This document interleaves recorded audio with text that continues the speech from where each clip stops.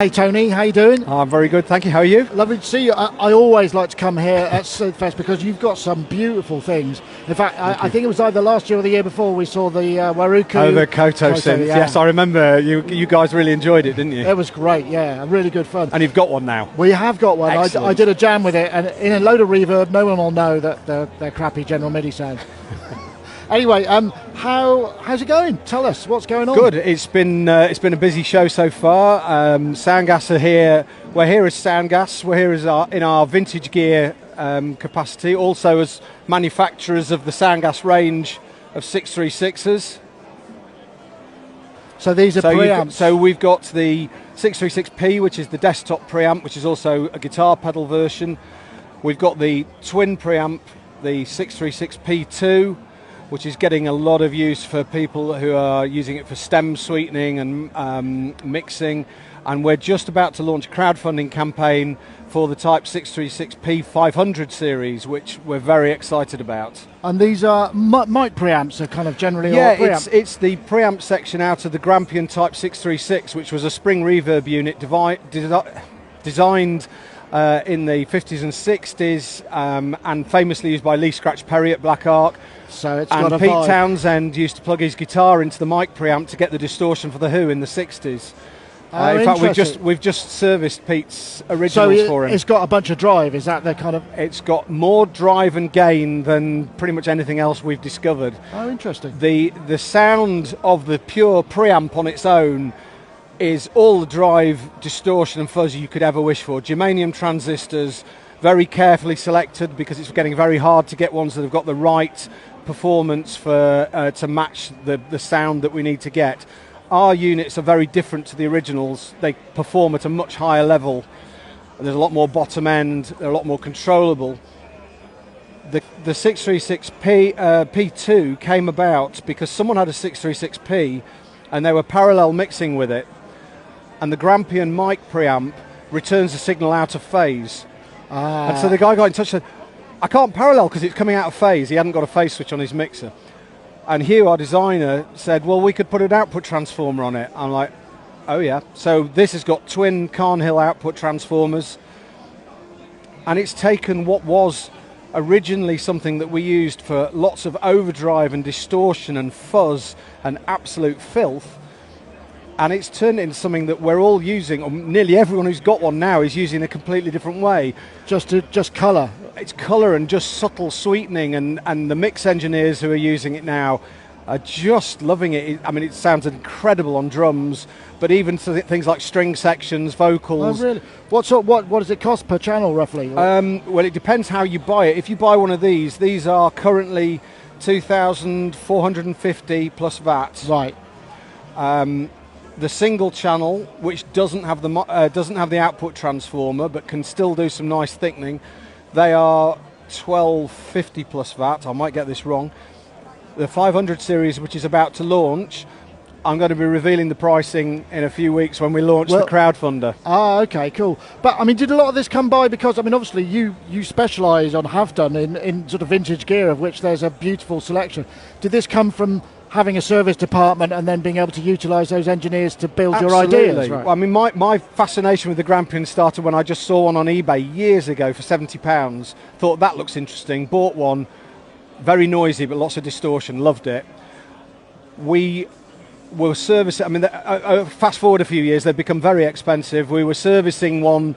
We were servicing and selling them. They were selling for sort of 4,000 plus. Wow. And we had one that had been stored on its side, and they had lantern batteries in, which all the acid had leaked. Oh, God. And completely eaten it away. And our senior tech, Dr. Hugh, rebuilt it for our friend Philippe Zdar in Paris for Motorbase Studios.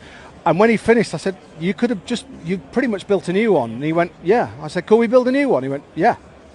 And that's how we got into manufacturing, and that's what this became. Hugh redesigned the circuit for better performance and a bit more gain. And there you go. Yeah, and that's how we got into it. And it's grown out of our service department. So, I mean, tell me, we've got some lovely things here. There's a lot of Space Echo, a lot of tape-based Echo, lovely Binson over there, Echo Rec. And so what, do you make other stuff as well? We do. We make the LFOMO, which is I call it a sort of Swiss Army knife for people who don't have modular synths.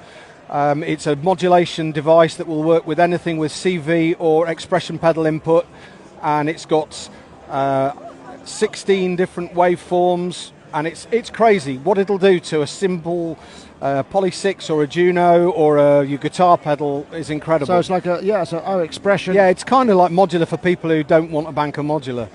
Brilliant. I must point out this is the Soundgas. We call it the RE402, the Stereo Space Echo. This is kind of typical of our slightly crazy ideas. Hugh said to me, we could probably make a Stereo Space Echo. And about 4 years later, we're making a Stereo Space Echo out of original vintage units. Well, and have they both got dedicated tape units? Or no, it's one tape, a single tape, one set of heads. Yeah, because the phase would be a nightmare otherwise. Yeah, isn't it? so it's gorgeous to use because you've still got the full size controls. We are actually making a version that is in a single chassis. Oh, nice. It's got a lot more knobs on it than a standard one, but it's going to be fun. It's going to be a lot more affordable. Now, obviously, 2 RE201s.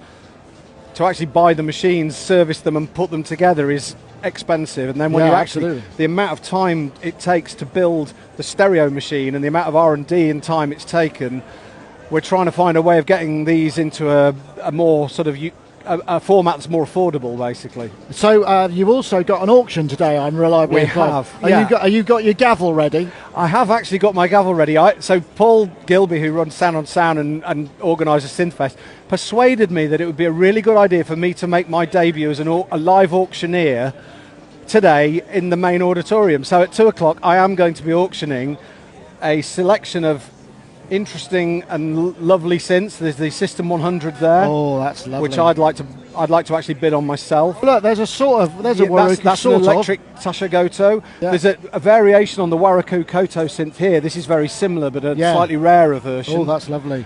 We've got some very nice cased analog synths there. A few Boss micro rack units. Oh, I love me a CS. My CS15, I was playing with it last week. It's absolutely broken, but it's such a beautiful instrument. It's broken? Yeah. Oh, they are wonderful. Yeah. So there's a mixture of a few beatboxes. We're doing about 21, 22 lots, and it's.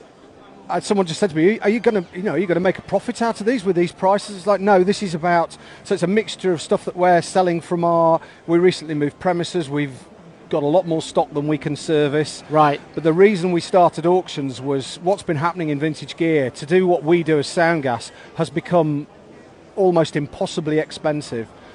So the idea of doing the auctions was that we could get gear into people's hands. Most of my synths haven't been serviced. Most of them are slightly cranky, like your CS15.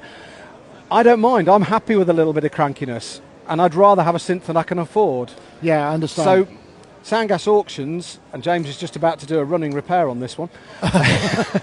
The auctions, we're also being asked to sell a lot of gear for people, more than we can sell as Soundgas. Someone said to me just now, well, why don't you just put them all on Reverb? You'd sell them for a lot more money. The amount of time involved in doing that. Yeah, and sending back, and this doesn't work, that doesn't work. Yeah, and so an auction, it's caveat emptor. So you buy it, you get what you've bought, and we try and assess them as much as possible. It seemed to work fine, Yeah, but basically you buy it, you pay by bank transfer, and you take the risk. And it means that we can sell stuff a lot cheaper. Juno 106 in the last auction made £600, which is considerably below the market. If it had been mine, it wouldn't have been worth that because it broke.